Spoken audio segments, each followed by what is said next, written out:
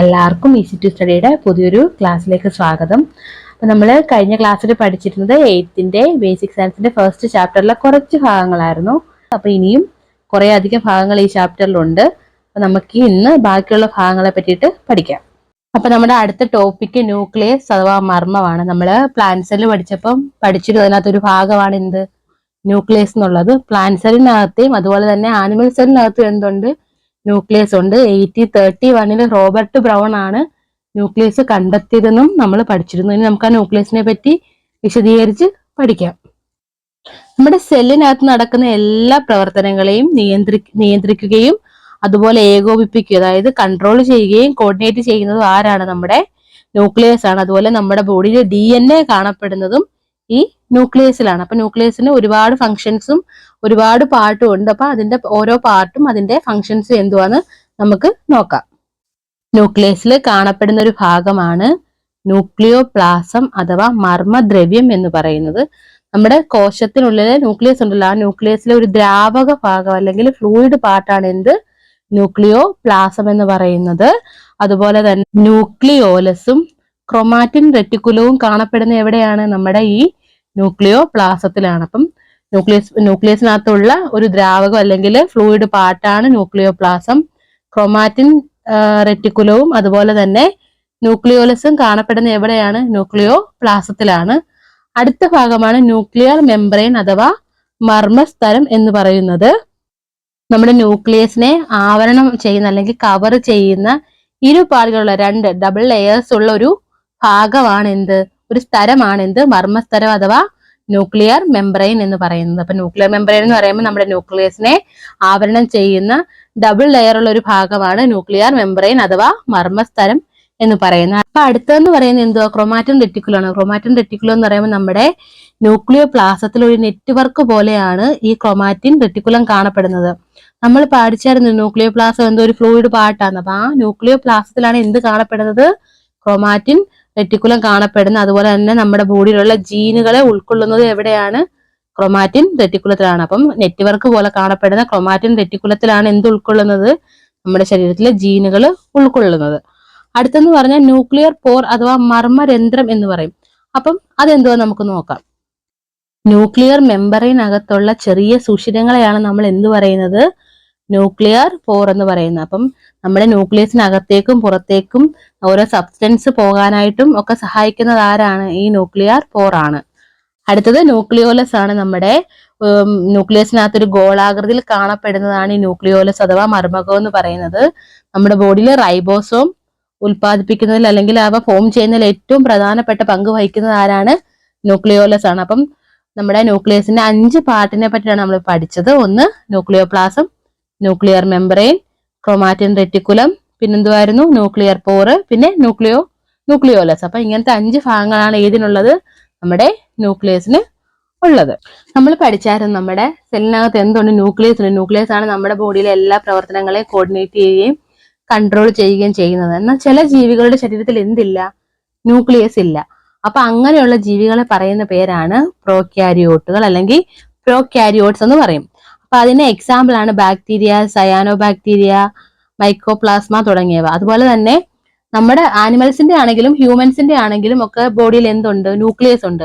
അപ്പൊ ന്യൂക്ലിയസ് ഉള്ള ജീവികളെ നമ്മൾ എന്ത് പറയും, യൂക്യാരിയോട്സുകൾ എന്ന് പറയും. അതിന് ഏറ്റവും നല്ല എക്സാമ്പിൾ ആണ് അമീബ. പിന്നെ ഹ്യൂമൻസ് ആണെങ്കിലും ആനിമൽസ് ആണെങ്കിലും പ്ലാന്റ്സ് ആണെങ്കിലും എല്ലാം എന്തിൽ പെടും, യൂക്യാരിയോട്സിനകത്ത് പെടും. അപ്പം സെല്ലിനകത്ത് ന്യൂക്ലിയസ് ഇല്ലാത്തതിനെ പ്രോക്യാരിയോട്സ് എന്നും ന്യൂക്ലിയസ് ഉള്ളതിനെ എന്ത് പറയും, യൂക്യാരിയോട്സ് എന്നും നമ്മൾ പറയും. പിന്നെ അടുത്ത് നമുക്കൊരു ചെറിയ ബോക്സിനകത്ത് വന്നിട്ടുണ്ട് എന്ത്, ബയോമെംബ്രെയിൻ അല്ലെങ്കിൽ ജീവസ്തരങ്ങൾ. അപ്പൊ നമുക്ക് അതെന്തോ നോക്കാം. നമ്മുടെ സെല്ലിനകത്ത് ഒരു സ്തരാവരണം ഉണ്ടെന്ന് നമ്മൾ കേട്ടായിരുന്നല്ലോ കുറച്ചു മുമ്പ്. അപ്പൊ ഈ ആവരണമാണ് നമ്മുടെ കോശത്തെ അടുത്തുള്ള കോശത്തിൽ നിന്ന് വേർതിരിക്കുന്നത്. നമ്മുടെ കോശങ്ങളെല്ലാം ഒരുമിച്ച് ചേർന്നല്ലേ ഇരിക്കുന്നത്. അപ്പൊ ഒരു കോശത്തെ മറ്റൊരു കോശത്തിൽ നിന്ന് വേർതിരിക്കുന്ന എന്തുവാണ്, ബയോമെംബ്രെയിൻ അല്ലെങ്കിൽ ജീവസ്തരങ്ങൾ എന്ന് പറയും. കോശത്തിന് മാത്രമല്ല, നമ്മുടെ ന്യൂക്ലിയസിന്റെ ഇടയ്ക്കും കോശാംഗങ്ങൾക്കിടയ്ക്കും ഈ എന്തുണ്ട്, ഈ ഒരു ബയോമെംബ്രെയിൻ ഉണ്ട്. അതുപോലെ കോശദ്രവ്യവും തമ്മിലുള്ള പദാർത്ഥ വിനിമയവും നിയന്ത്രിക്കുന്നത് ഏതാണ്, ഈ ബയോമെംബ്രെയിൻ ആണ്. നമ്മുടെ ബോഡിക്ക് അകത്തോട്ട് ആവശ്യമുള്ള പദാർത്ഥങ്ങളെ മാത്രമേ ഈ ബയോമെംബ്രെയിൻ കടത്തിവിടത്തുള്ളൂ. അതുകൊണ്ട് ഇതിനെ സെലക്റ്റീവ്ലി പെരിമബിൾ മെംബ്രെയിൻ എന്നും കൂടെ പറയും. അതായത് വർണ്ണതാരി സ്തരങ്ങൾ എന്നും കൂടെ പറയും. അടുത്ത നമ്മുടെ ടോപ്പിക്കാണ് പ്ലാസ്റ്റിഡ്സ് അഥവാ ജൈവകണങ്ങൾ. നമ്മുടെ സസ്യകോശങ്ങളിൽ മാത്രം കാണപ്പെടുന്ന കോശാംഗങ്ങളെയാണ് നമ്മൾ ജൈവകണങ്ങൾ എന്ന് പറയുന്നത്. അതായത് നമ്മുടെ സസ്യകോശം പ്ലാന്റ് സെല്ലിനകത്ത് മാത്രം കാണപ്പെടുന്ന ചില സെൽ ഓർഗനൽസ് ഉണ്ട്. അതിനെയാണ് നമ്മൾ എന്ത് പേരിൽ പറയുന്നത്? പ്ലാസ്റ്റിഡ്സ് എന്ന് പറയുന്നത്. ഇതിനെ 3ആയിട്ട് ക്ലാസിഫൈ ചെയ്തിട്ടുണ്ട്. ക്രോമോപ്ലാസ്റ്റ്, ക്ലോറോപ്ലാസ്റ്റ്, ലൂക്കോപ്ലാസ്റ്റ് എന്നിങ്ങനെ. അതായത് വർണ്ണകണം, ഹരിതകണം, ശ്വേതകണം എന്നിങ്ങനെ 3ആയിട്ട് എന്തിനെ ക്ലാസിഫൈ ചെയ്തിട്ടുണ്ട്? പ്ലാസ്റ്റിഡ്സിനെ നമ്മൾ ക്ലാസിഫൈ ചെയ്തിട്ടുണ്ട്. ഇതിൽ ക്ലോറോപ്ലാസ്റ്റ് നമുക്ക് എല്ലാവർക്കും അറിയാം. അതായത് ഹരിതകണം, നമ്മുടെ ചെടികളിലെ ഇലകളിലാണ് ആഹാരം പാകം ചെയ്യുന്നതെന്ന് പറഞ്ഞത്. എവിടെയാണ് ആഹാരം പാകം ചെയ്യുന്നത്? ഈ ക്ലോറോപ്ലാസ്റ്റിലാണ്. അതായത് നമ്മുടെ സൺലൈറ്റിന്റെയും വാട്ടറിന്റെയും ഒക്കെ ഒരു സാന്നിധ്യത്തിൽ ചെടികൾ ആഹാരം പാകം ചെയ്യുന്ന പ്രക്രിയയാണ് ഫോട്ടോസിന്തസിസ് അല്ലെങ്കിൽ പ്രകാശ സംശ്ലേഷണം എന്ന് പറയുന്നത്. ഇത് നടക്കുന്നത് നമ്മുടെ ക്ലോറോപ്ലാസ്റ്റിലാണ്. അതുകൊണ്ട് നമുക്ക് ഈ ക്ലോറോപ്ലാസ്റ്റ് ഓൾറെഡി അറിയാവുന്ന കാര്യമാണ്. അപ്പൊ നമുക്ക് അടുത്തത് ക്രോമോപ്ലാസ്റ്റ് എന്തുവാണെന്ന് നോക്കാം. ക്രോമോപ്ലാസ്റ്റ് ആണ് പൂക്കൾക്കും ഫലങ്ങൾക്കും ഒക്കെ നിറം നൽകുന്നത്. അപ്പോൾ ക്രോമോപ്ലാസ്റ്റിലെ ചില കളേഴ്സ് നമുക്ക് നോക്കാം. സാന്തോഫിൽ എന്ന് പറയുന്നത് എന്ത് കളറാണ്? മഞ്ഞ നിറമാണ്. കരോട്ടിൻ എന്ന് പറയുന്നത് ഒരു മഞ്ഞ കലർന്ന ഓറഞ്ച് നിറമാണ്. അതുപോലെ ആന്തോസയാനിൻ എന്ന് പറയുന്നത് ചുവപ്പ്, പർപ്പിൾ തുടങ്ങിയ നിറങ്ങളാണ്. അപ്പൊ ഈ നിറങ്ങളൊക്കെ നൽകുന്ന ആരാണ്? ക്രോമോപ്ലാസ്റ്റ് ആണ് നമുക്ക് ഈ നിറങ്ങളൊക്കെ നൽകുന്നത്. അപ്പൊ നമ്മൾ പറഞ്ഞായിരുന്നു ഫ്രൂട്ട്സിലും ഫ്ലവേഴ്സിനും ഒക്കെ കളർ നൽകുന്ന എന്താണ്? ക്രോമോപ്ലാസ്റ്റ് ആണ്. പക്ഷെ കളർ ഇല്ലാത്ത ഭാഗമാണ് ഏത്? ലൂക്കോപ്ലാസ്റ്റ് അഥവാ ശ്വേതകണം എന്ന് പറയുന്നത്. നമ്മുടെ ചെടികൾ പ്രിപ്പയർ ചെയ്യുന്ന ഫുഡിനെ സ്റ്റോറേജ് ചെയ്ത് വെക്കലാണ് എന്തിന്റെ ഫംഗ്ഷൻ? ലൂക്കോപ്ലാസ്റ്റ് അല്ലെങ്കിൽ ശ്വേതകണത്തിന്റെ ഫംഗ്ഷൻ എന്ന് പറയുന്നത്. നമ്മുടെ ഈ പഴവർഗ്ഗങ്ങളൊക്കെ പഴുക്കുമ്പോഴത്തേക്ക് ക്ലോറോപ്ലാസ്റ്റ് എന്തായിട്ട് മാറും? ക്രോമോപ്ലാസ്റ്റ് ആയിട്ട് മാറും. നമ്മുടെ ആഹാരം പാകം ചെയ്യുന്ന എവിടെയാണ്? ക്ലോറോപ്ലാസ്റ്റ് ആണ്. പക്ഷെ കളർ നൽകുന്ന ആരാ? ക്രോമോപ്ലാസ്റ്റ് ആണ്. അപ്പം ഈ മാമ്പഴം അങ്ങനെയുള്ള സാധനങ്ങൾ പഴുക്കുമ്പോഴത്തേക്ക് ഈ ക്ലോറോപ്ലാസ്റ്റ് എന്തായിട്ട് മാറും? ക്രോമോപ്ലാസ്റ്റ് ആയിട്ട് മാറും. അതുപോലെ തന്നെ അന്നജം പഞ്ചസാരകളായിട്ടും ആ ടൈമിൽ മാറിക്കൊണ്ടിരിക്കും. അതുകൊണ്ടാണ് നമ്മുടെ ഫ്രൂട്ട്സ് ഒക്കെ പഴുക്കുമ്പോൾ അതിന് മധുരവും അതുപോലെ തന്നെ നിറമാറ്റവും ഒക്കെ സംഭവിക്കുന്നത്. ഇപ്പം പ്ലാസ്റ്റിഡ്സും അതുപോലെ തന്നെ ക്രോമോപ്ലാസ്റ്റും ക്ലോറോപ്ലാസ്റ്റും ലൂക്കോപ്ലാസ്റ്റും എന്തുവായെന്ന് മനസ്സിലായെന്ന് വിചാരിക്കുന്നു. പിന്നെ നമ്മുടെ അടുത്ത ടോപ്പിക്ക് ഈ ചാപ്റ്ററിന്റെ ലാസ്റ്റ് ഭാഗമാണ്. ആനിമൽ സെല്ലിനെ പറ്റിയിട്ടാണ് നമ്മൾ പഠിക്കാൻ പോകുന്നത്. അപ്പൊ നമ്മൾ ഇത്രയും നേരം പഠിച്ചത് പ്ലാന്റ് സെല്ലിനെ പറ്റിയിട്ടാണ്. നമ്മുടെ ഈ പ്ലാസ്റ്റിഡ്സ് ആണെങ്കിലും കാണപ്പെടുന്നത് എന്തിനകത്താണ്? പ്ലാന്റ് സെല്ലിനകത്താണ്. അപ്പൊ നമുക്കിനി ആനിമൽ സെല്ലിനകത്തെ ഭാഗങ്ങൾ എന്തൊക്കെയാണെന്ന് നോക്കാം. നമ്മുടെ ആനിമൽസിന്റെയും ഹ്യൂമൻസിന്റെയും ഒക്കെ ബോഡിയിലാണ് ഈ ആനിമൽ സെല്ല് കാണപ്പെടുന്നത്. അപ്പൊ ഇതിന്റെ ഭാഗങ്ങൾ എന്ന് പറയുന്ന ഒന്ന് എന്തുവാ? Cell membrane.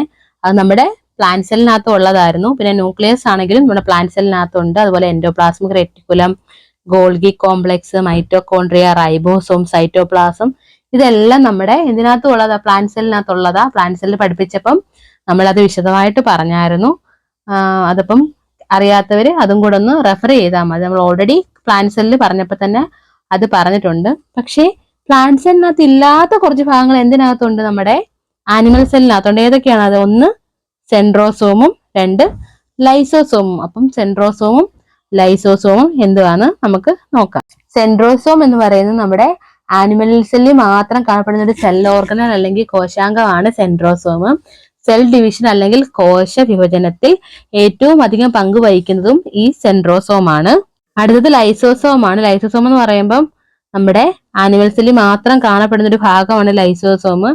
നമ്മുടെ സെല്ലിനുള്ളിൽ പ്രവേശിക്കുന്ന അന്യ വസ്തുക്കളെ നശിപ്പിക്കാൻ വേണ്ട ഡൈജസ്റ്റീവ് എൻസൈംസ് അല്ലെങ്കിൽ ദഹന രസങ്ങൾ ഉൽപ്പാദിപ്പിക്കുന്ന ആരാണ്? ലൈസോസോം ആണ്. അതായത് നമ്മുടെ ബോഡിക്കകത്തേക്ക് വരുന്ന ഫോറിൻ സബ്സ്റ്റൻസിനെ അകത്തേക്ക് കയറാതെ നശിപ്പിക്കാനായിട്ടുള്ള ഡൈജസ്റ്റീവ് എനിമീസ് ഉൽപ്പാദിപ്പിക്കുന്നതും ലൈസോസോം ആണ്. അപ്പൊ ഈ ചാപ്റ്റർ കഴിഞ്ഞിട്ടുണ്ട്. ഇതിനകത്ത് പ്രധാനമായിട്ടും microscope, cell, animal cell, plant cell, prokaryotes, eukaryotes, അതുപോലെ തന്നെ പ്ലാസ്റ്റിഡ്സ്, അങ്ങനെ കുറേ കാര്യങ്ങളായിരുന്നു പഠിക്കാനുള്ളത്. അപ്പൊ ഇനി അടുത്ത ചാപ്റ്റർ ആയിട്ട് നമുക്ക് അടുത്ത ക്ലാസ്സിൽ കാണാം.